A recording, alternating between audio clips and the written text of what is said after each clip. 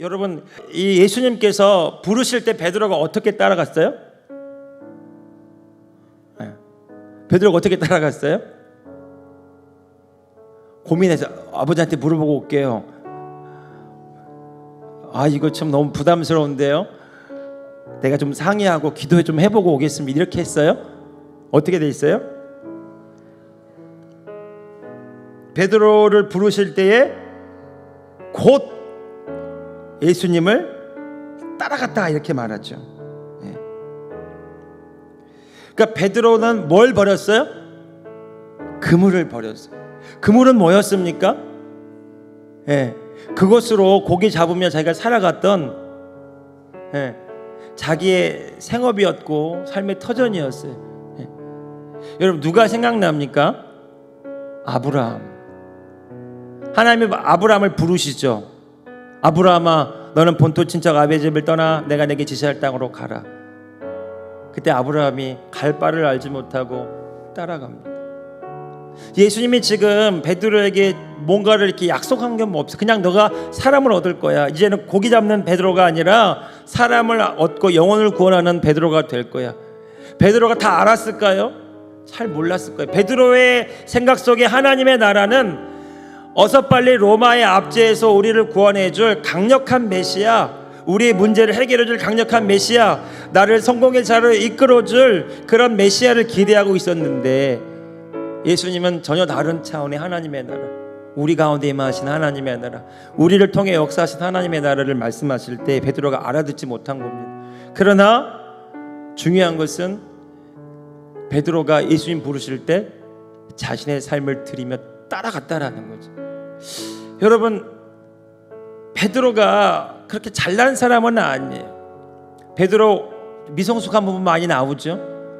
예수님 십자가 못 박혀 죽을 때 3번이나 모른다고 그랬고요. 성미가 급해서 칼을 들어서 그 종의 귀를 쳐서 떨어뜨리기도 하고, 주는 그리스도 살아계신 하나님의 아들이라고 그랬다가 예수님 십자가 못 박혀 죽는다는 게 절대로 그렇게 하면 안 된다고 그랬다가 왔다 갔다 하는 베드로. 그런데 하나님이 베드로를 부르실 때 베드로가 그에 응답하는 겁니다.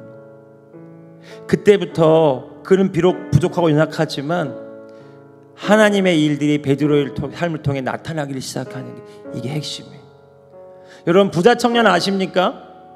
그는 성경에 아주 해박한 지식을 가지고 율법에 정통하여 어릴 때부터 주일학교 출신으로 정말 교회에서 잘 자라서, 우리말로 하면 그래서 모범적이었고 부자 청년이었고 행정고시 정도 패스할 만큼의 그런 관료였다고 나오는데, 그는 영생에 대해 고민이 많았어요.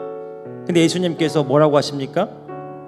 가진 거 다 내려놓고 너는 나를 쫓으라 할 때 어떻게 해요? 근심하며 가는 겁니다. 여러분, 이 차이를 아시겠습니까? 여러분, 우리의 가진 것이 하나님에게 쓰임받는 것이 아니라 주의 부르심에 내가 응답할 때부터 주님의 일들이 우리 삶에 시작되는 것을 성경이 이야기하고 있어요. 때론 우리는 많은 기준으로 평가합니다. 우리의 성품이나 기질이나 삶의 여러 가지 모습들로 흠이 많죠. 연약함도 많아요. 저 역시 그렇습니다. 부족함도 많고 미성숙함도 많고 여러 가지 연약함도 많아요. 그러나 제가 이 자리에 설 수 있는 건 한 가지는 뭐냐면 주의 부르심에 응답하며 왔기 때문인 것입니다. 저는 계속 그 응답에 순종하며 갈 때 부족하지만 연약하지만 그 성숙의 과정, 성화의 과정을 거쳐서 주인공 같은 형상으로 더 성숙하게 될 것입니다. 여러분도 마찬가지. 많은 사람들이 주저합니다. 많은 사람들이 계산합니다. 많은 사람들이 따져봐요. 많은 사람들이 눈치 봅니다. 여러분, 하나님의 나라 일들은 그렇게 해서 이루어지는 것이 아니라 주의 말씀에 믿음으로 반응하고 순종할 때 일어나는 것을 지금 보여주시는 거예요, 성경이. 베드로가 자기의 경험에 의지해서 밤새도록 그물을 던졌는데 하나도 못 낚았어요. 그러면 끝나는 거죠. 목수이신 예수님이 와가지고 그물 던지라 그랬을 때 가요 마요? 가야 되나요 말아야 되나요? 가봤자 쓸데없는 일이기 때문에 합리적인 판단으로 이성으로는 안 가는 게 맞습니다. 가봤자 쓸데없는 일이기 때문에 차라리 그물을 보수해서 다음날을 기약하는 게 맞아요. 그런데 그물 깊던 거 내려놓고 내가 실패했는데 그런데 그 실패 내려놓고 주의 말씀에 의지하여 내가 다시 갑니다. 그럴 때 어떤 일이 벌어집니까? 주의 말씀이 베드로를 통해서 이루어지는 기적이 나타나는 거죠. 여러분, 주님의 말씀이 오늘 저와 여러분에게 왔다면 그 말씀의 믿음으로 반응하는 자들이 되시기를 주님의 이름으로 축복합니다. 따라합시다. 주의 말씀이 그렇다면 그런 것입니다. 거기에 내 생각과 내 경험과 내 기분으로 가감하는 것이 아니라 주의 말씀이 나았다고 말하면 제가 주의 말씀대로 나았습니다. 그렇게 말하고 걸을 때 능력이 나타나게 될 줄로 믿습니다.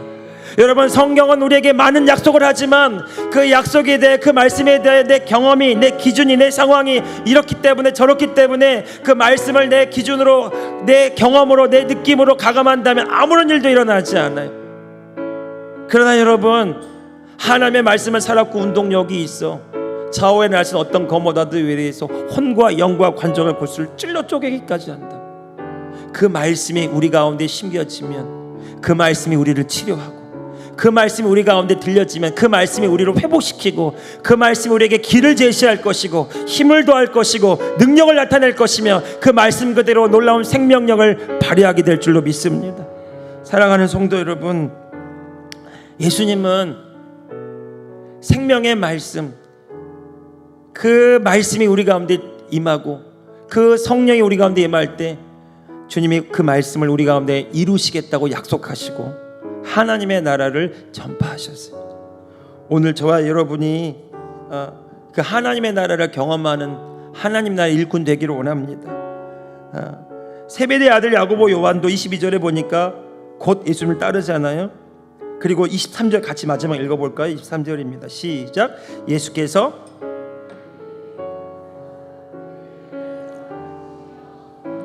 뭘 전파하시며요?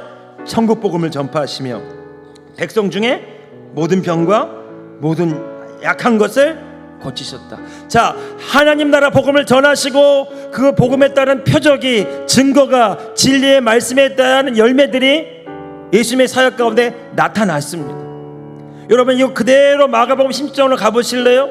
그러면 예수님께서 그들에게 약속하신 말씀들이 이루어지는 것을 봅니다.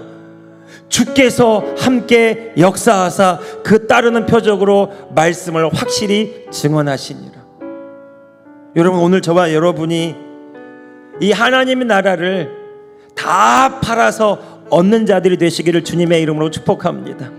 이 하나님의 나라, 하나님의 일들이 내 삶에 이루어지는 것을 보며 이 세상의 것들을 배설물처럼 여길 수 있는 지혜가 열리기를 바랍니다. 내 모든 삶의 영역 가운데 주님이 행하신 일들이 나타나고 주님이 이루신 일들이 나타나고, 그래서 많은 사람들이 우리를 통해서 주님께로 돌아오는 복음의 통로가 저와 여러분이 되기를 주님의 이름으로 축복합니다.